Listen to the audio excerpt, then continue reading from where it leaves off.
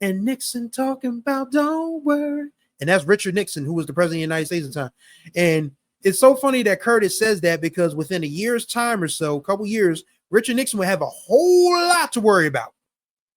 Mm-hmm.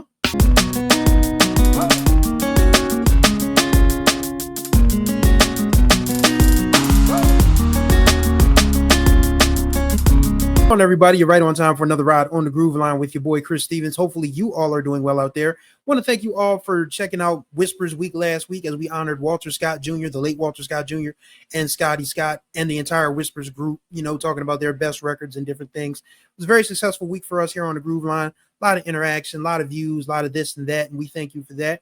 And we're going to keep the party going. Well, it's not really a party on Monday, but this was a song that I've been waiting to talk about because it's so funny. Because remember when I did the Pretenders Mystery Achievement episode and I mentioned the TV show The Deuce?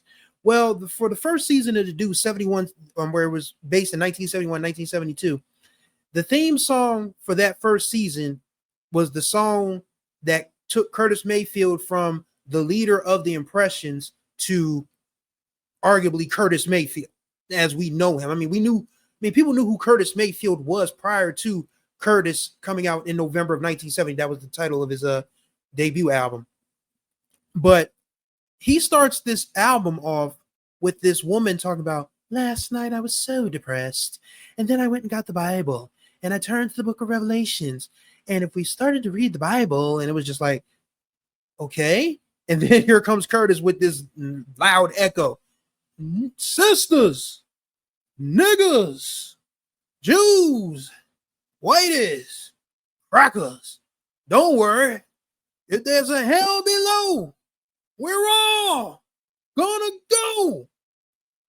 That's quite a statement for the fall of 1970 when you think about it. Because when you think about the beginning of the 70s, the 60s was just absolute turmoil towards the end of the decade. You think about it. We lose Martin Luther King in April of 68. Robert F. Kennedy Sr. is assassinated at the Democratic National Convention in June of 68. 69 is just an absolute mind trip of a year when you think about Manson, Man on the Moon, all of this stuff. Like, it was just a weird time. And the 70s were just like, and Vietnam was still going on. The Black Panthers were still making life miserable for potential fascists. And people were just wondering, like, what is the 70s going to bring?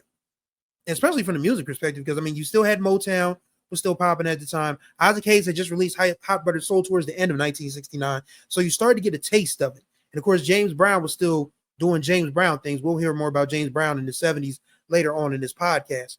But Curtis Mayfield had already made a name for himself with the Impressions. Like the soul traveling group. So back in the day, would just go from town to town, sharing the message, sharing the word or whatever. And Curtis went solo in 1970. And If There's a Hell Below, We're All Gonna Go is the debut single of Curtis Mayfield, the solo artist.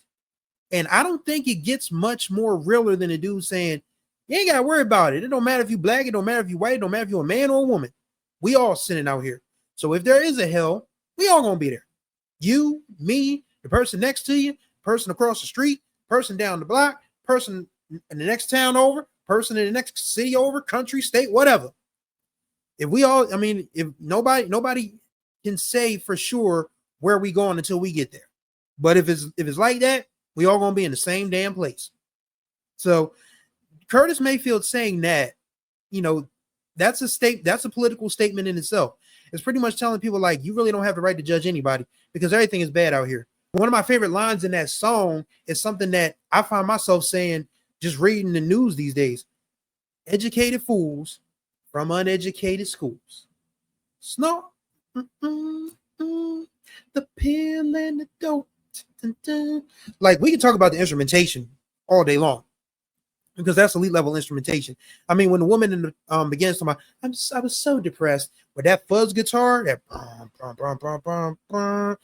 and in comes Curtis, and then when Curtis echoes his spiel out, and then you get the drum roll, you get that Latin flavor, percussion, the horns, dun, dun, dun, dun, dun, dun, dun, dun, dun, dun, and the strings, dun, dun, dun, dun, dun, dun.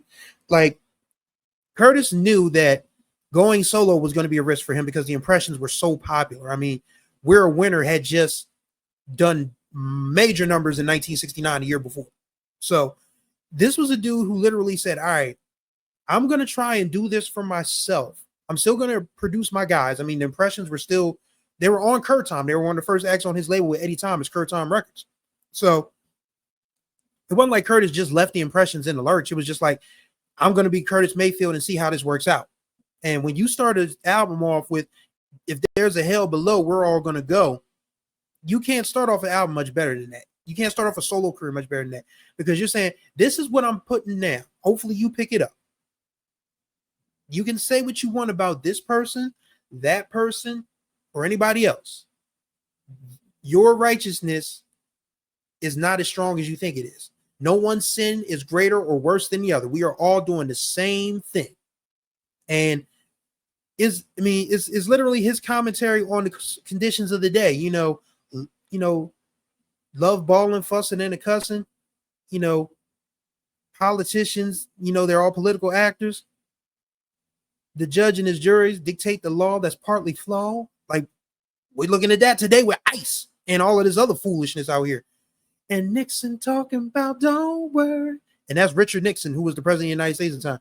And it's so funny that Curtis says that, because within a year's time or so, a couple years, Richard Nixon would have a whole lot to worry about. So Mayfield was kind of like prescient in that way, just like, all right, Nixon talking about don't worry with all this foolishness going on out here. And then next thing you know, Watergate happens and Nixon's got a lot to worry about. But just the attitude of Curtis Mayfield, who's 28 years old at this point, by the fall of 1970, still a very young man by human standards, but had been an artist, a touring artist, for literally half his life by that point, because the Impressions started in 56. So, I mean, he was 13, 14 years old out there on the road. So by the time he was nearing the end of his 20s, he had seen some things, not just from a musical perspective, but from a societal and life perspective. And he felt like he was qualified to speak on these issues. And coming out with a song like If There's a Hell Below, We're All Gonna Go, it's a strong statement. It's saying, I mean, I've already said what it says, but I just can't get over the audacity of it. And I think, it's like the audacity to call America out on its BS, which Curtis did a lot, an awful lot. And just being able to do it with such a funky track that was kind of sort of ahead of its time a little bit. I mean, well, it actually was kind of in line, because Whitfield had been using that stuff for the fuzz guitars and different things for the Temptations by that time with Cloud 9 and all of that. And of course, Isaac Hayes had just deconstructed black music in total by having an album of 4 songs go over an hour long with Hot Buttered Soul.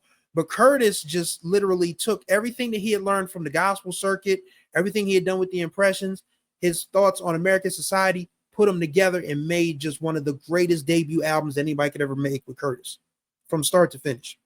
But I just wanted to talk about If There's a Hell Below, We're All Gonna Go, because it feels like it's very fitting for 2025.